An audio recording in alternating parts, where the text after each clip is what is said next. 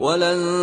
تَرْضَىٰ عَنكَ الْيَهُودُ وَلَا النَّصَارَىٰ حَتَّىٰ تَتَّبِعَ مِلَّتَهُمْ قُلْ إِنَّ هُدَى اللَّهِ هُوَ الْهُدَىٰ وَلَئِنِ اتَّبَعْتَ أَهْوَاءَهُم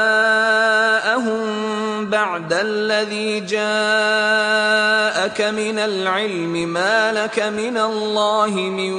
وَلِيٍّ وَلَا نَصِيرٍ۔ اور تم سے نہ تو یہودی کبھی خوش ہوں گے اور نہ عیسائی،